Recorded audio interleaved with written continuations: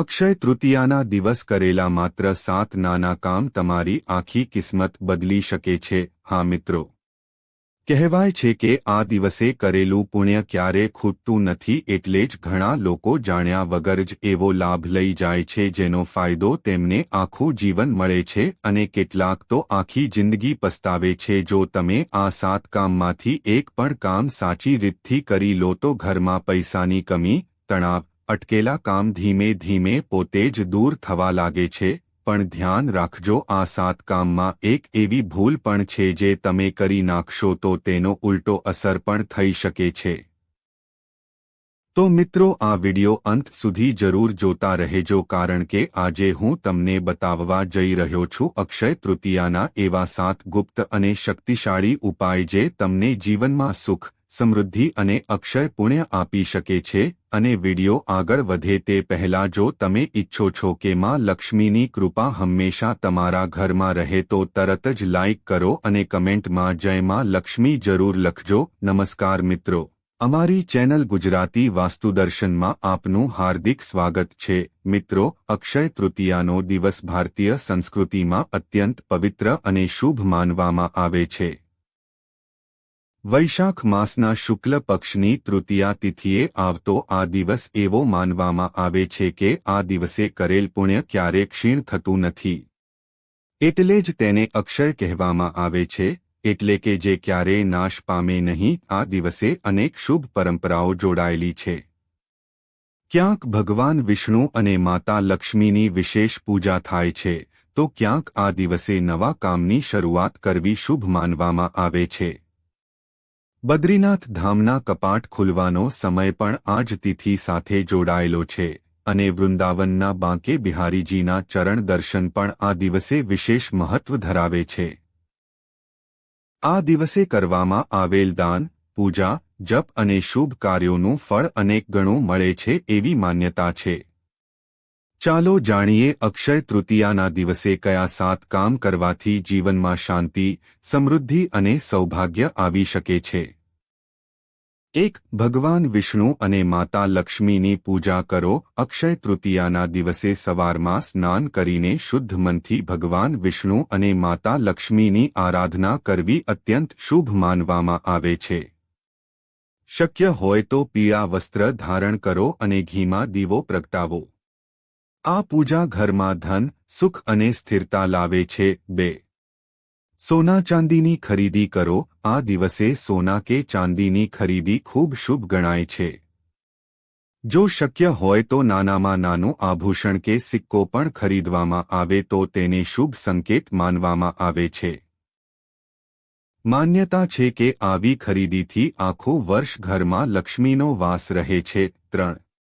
નવા કાર્યની શરૂઆત કરો. અક્ષય તૃતીયા નવા વ્યવસાય, દુકાન, પ્રોજેક્ટ કે કોઈ મહત્વપૂર્ણ કાર્ય શરૂ કરવા માટે શ્રેષ્ઠ દિવસ માનવામાં આવે છે.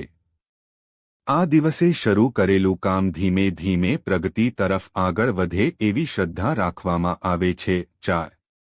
ઘર પ્રવેશ અથવા નવા ઘરના કામની શરૂઆત કરો. જો તમે નવા ઘર માટે પ્રવેશ, પૂજા અથવા નિર્માણ કાર્ય શરૂ કરવાનું વિચારી રહ્યા હોવ તો આ દિવસ ખાસ શુભ ગણાય છે. લગ્ન, ગૃહપ્રવેશ અને નવા આરંભ માટે આ તિથિને અત્યંત પાવન માનવામાં આવે છે. 5.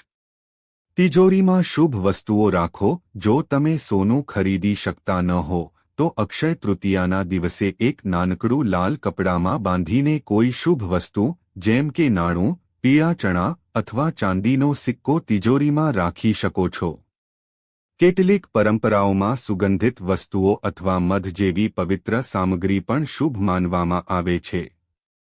તેનો આશય એ છે કે ઘરમાં ધનનો પ્રવાહ સારો રહે. 6. તર્પણ અને તીર્થ દર્શન કરો. આ દિવસે પિતૃઓનું સ્મરણ કરીને તર્પણ કરવું અને શક્ય હોય તો કોઈ તીર્થ સ્થળના દર્શન કરવું ખૂબ જ શુભ માનવામાં આવે છે. આવું કરવાથી માનસિક શાંતિ મળે છે અને પિતૃ આશીર્વાદ પ્રાપ્ત થાય છે એવી માન્યતા છે. 7. રામરક્ષા સ્તોત્રનો પાઠ કરો. જો ઘરમાં વારંવાર બીમારી રહેતી હોય, અશાંતિ હોય અથવા જીવનમાં અડચણો આવતી રહેતી હોય તો અક્ષય તૃતીયાના દિવસે રામરક્ષા સ્તોત્રનો પાઠ કરવો બહુ લાભદાયી માનવામાં આવે છે. આ પાઠ ઘરમાં સકારાત્મકતા અને સુરક્ષા લાવે છે એવી શ્રદ્ધા છે.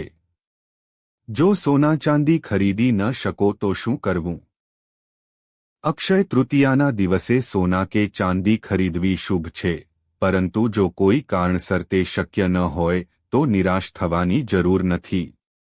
આ દિવસે શુદ્ધ ભાવથી કરેલું દાન પણ એટલું જ પુણ્ય આપે છે. વિડિયો આગળ વધે તે પહેલાં જો તમે ઈચ્છો છો કે માં લક્ષ્મીની કૃપા હંમેશા તમારા ઘરમાં રહે તો તરત જ લાઇક કરો અને કમેન્ટમાં જય માં લક્ષ્મી જરૂર લખજો.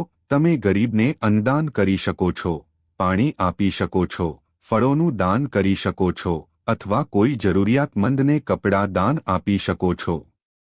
શાસ્ત્રોમાં કહેવાય છે કે સાચી ભાવનાથી કરેલું નાનું દાન પણ મોટા પુણ્યનું ફળ આપે છે. અક્ષય તૃતીયાના દિવસે માતા લક્ષ્મીની કૃપા મેળવવા માટે સૌથી મહત્વની બાબત છે શુદ્ધ મન, સત્ય ભાવ અને દાનની ભાવના.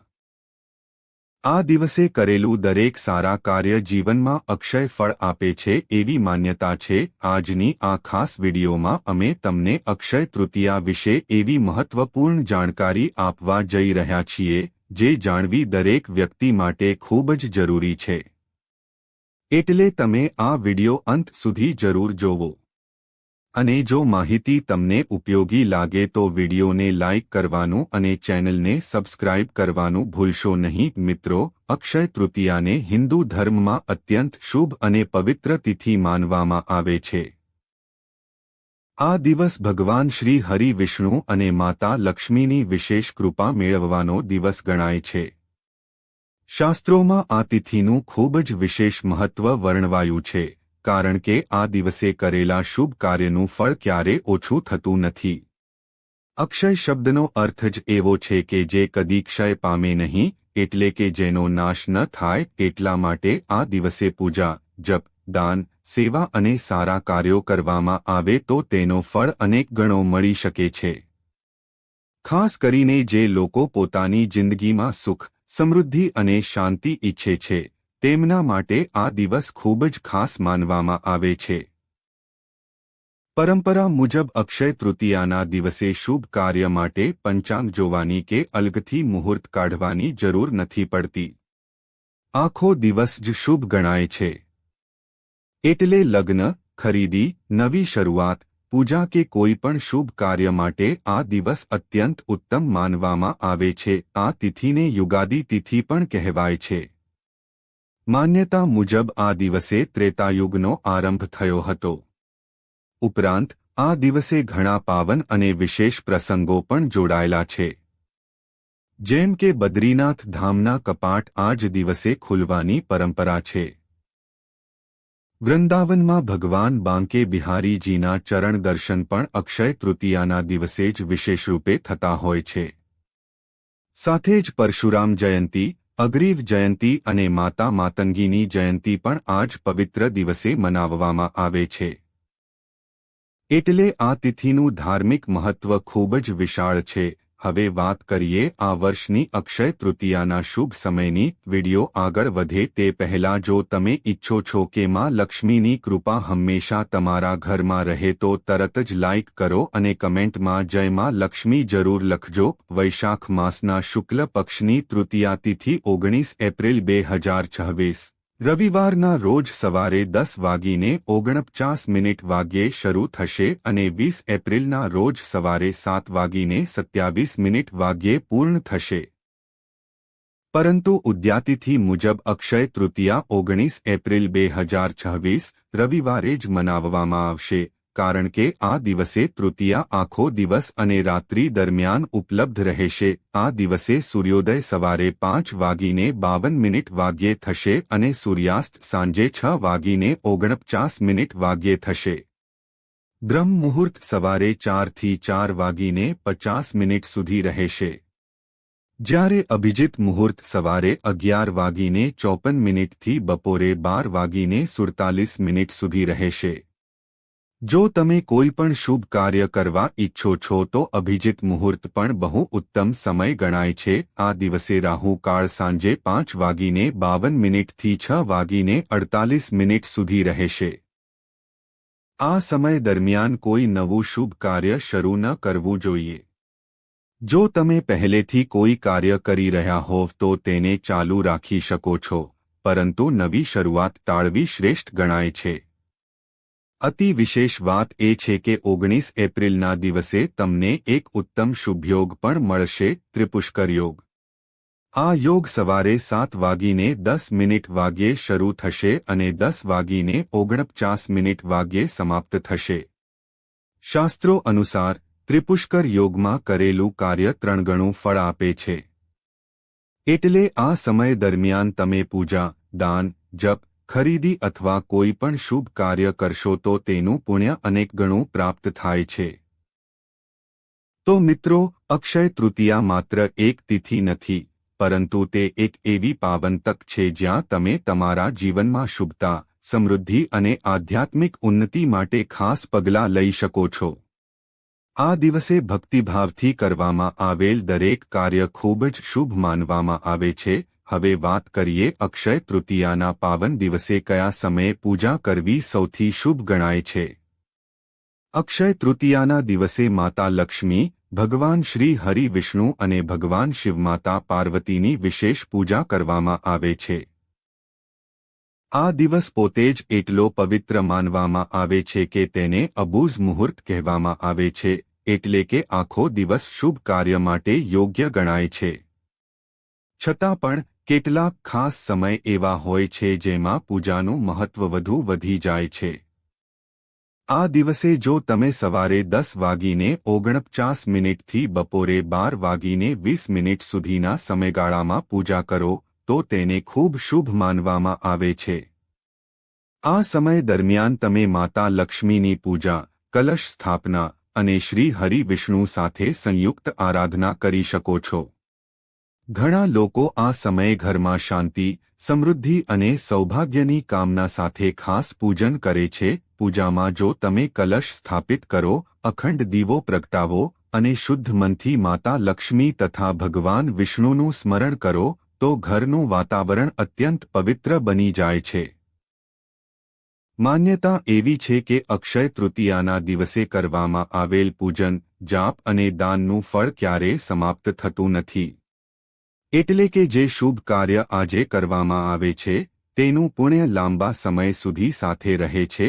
સાંજે પ્રદોષ કાળ દરમિયાન પણ પૂજા કરવી અત્યંત ફળદાયી માનવામાં આવે છે. આ સમય પર તમે શાંતિથી દીવો પ્રગટાવી શકો છો, ભગવાનના નામનો જાપ કરી શકો છો અને માતા લક્ષ્મી પાસે સુખ, શાંતિ, આરોગ્ય અને સમૃદ્ધિની પ્રાર્થના કરી શકો છો. રાત્રિના સમયે જેટલું શક્ય હોય તેટલું વિષ્ણુ મંત્રો અને લક્ષ્મી મંત્રોનો જાપ કરો, કારણ કે આ દિવસે કરેલું સ્મરણ અને સાધના વિશેષ ફળ આપે છે. હવે વાત કરીએ ખરીદીના શુભ સમય વિશે. અક્ષય તૃતીયાના દિવસે ખરીદી માટે 19 એપ્રિલના સવારે 10:49 થી 20 એપ્રિલના સવારે 5:51 સુધીનો સમય શુભ માનવામાં આવે છે. આ દરમિયાન તમે સોનું, જમીન, પ્રોપર્ટી, રોકાણ કે અન્ય કોઈ શુભ ખરીદી કરી શકો છો. પરંતુ ખરીદી શરૂ કરતા પહેલા રાહુ કાળનું ખાસ ધ્યાન રાખવું જોઈએ, કારણ કે આ સમયગાળામાં કોઈ નવી શુભ શરૂઆત ન કરવી વધુ યોગ્ય ગણાય છે. જે લોકો સોનું અથવા ચાંદી ખરીદી શકતા નથી તેઓએ નિરાશ થવાની જરૂર નથી. પરંપરામાં એવી માન્યતા છે કે કેટલીક સામાન્ય વસ્તુઓ પણ અક્ષય તૃતીયાના દિવસે સોનાના સમાન શુભ ફળ આપે છે. જેમ કે ચણા દાળ, હળદર, પીળી સરસો અથવા પિત્તળના પાત્રો ખરીદવા પણ ખૂબ શુભ માનવામાં આવે છે. જો તમે ઈચ્છો તો આમાંથી એક વસ્તુ લઈ શકો છો, અથવા તમારી ક્ષમતા મુજબ થોડી વસ્તુઓ પણ લઈ શકો છો. ખાસ કરીને ચણા દાળ, પીળી સરસો અને હળદર તો જરૂર લેવી જોઈએ, કારણ કે આ બધું ઘરમાં શુભતા અને પવિત્રતા લાવે છે. ઘણા લોકો પૈસાની દ્રષ્ટિએ સમૃદ્ધ હોય છે, છતાં તેમના ઘરે શાંતિ અને માંગલિક કાર્યની અછત જોવા મળે છે. આવા સમયે માત્ર ધન નહીં પરંતુ શુભતા પણ ઘરમાં રહેવી જરૂરી છે, કારણ કે ઘર જેટલું શુભ અને પવિત્ર રહેશે તેટલું જ ત્યાં સુખ, સમજૂતી અને સૌભાગ્ય ટકશે. અક્ષય તૃતીયાનો સૌથી મોટો સંદેશ જ છે દાન. આ દિવસે શક્ય હોય તેટલું દાન અવશ્ય કરવું જોઈએ. મોટું દાન ન કરી શકો તો પણ નાનું દાન પણ બહુ મહત્વનું ગણાય છે. માન્યતા મુજબ આ દિવસે કરેલું દાન અનેક ગણું ફળ આપે છે. તમે તમારી શક્તિ પ્રમાણે જળદાન, અન્નદાન, વસ્ત્રદાન અથવા અન્ય ઉપયોગી વસ્તુઓનું દાન કરી શકો છો. જો તમે માટીના ઘડામાં પાણી ભરીને દાન કરો અથવા તેમાં થોડી ખાંડ ઉમેરીને જરૂરિયાતમંદને આપો તો તેનું પુણ્ય વિશેષ માનવામાં આવે છે. મંદિરમાં પાણી મૂકવું, કોઈ બ્રાહ્મણ કે પૂજારીને દાન આપવું અથવા રસ્તામાં તરસ્યા લોકોને પાણી પીવડાવવું, આ બધું અક્ષય તૃતીયાના દિવસે બહુ શુભ ગણાય છે. ઘરના મુખ્ય દરવાજા પાસે અથવા છત પર પાણી રાખવું પણ પરંપરાગત રીતે પાપપુણ્યના દૃષ્ટિકોણથી શુભ માનવામાં આવે છે, જેથી પક્ષીઓ અને પ્રાણીઓને જળ મળી રહે. જો સોનાદાન શક્ય ન હોય તો પણ જવનું દાન, હળદરનું દાન, ચણા દાળનું દાન અથવા પિત્તળના પાત્રનું દાન ખૂબ પુણ્યકારક ગણાય છે. ખાસ કરીને જો તમે કોઈ મંદિરમાં અથવા પૂજારીને દક્ષિણાસહિત દાન કરો તો તેનું ફળ ઘણી વખત સોનાદાન જેટલું કે તેથી પણ વધુ માનવામાં આવે છે. મહત્વની વાત એ છે કે દાન શુદ્ધ મનથી, કોઈ દેખાવ વિના અને સન્માન સાથે કરવું જોઈએ. અંતમાં એટલું જ કહીશ કે અક્ષય તૃતીયા માત્ર ખરીદી કે પૂજાનો દિવસ નથી, પણ સત્કર્મ, દાન અને શુભ સંકલ્પોનો ઉત્સવ છે. આ દિવસે આપણે જેટલું વધુ સકારાત્મક વિચારીશું એટલું જ જીવનમાં શાંતિ, સમૃદ્ધિ અને સૌભાગ્ય વધશે.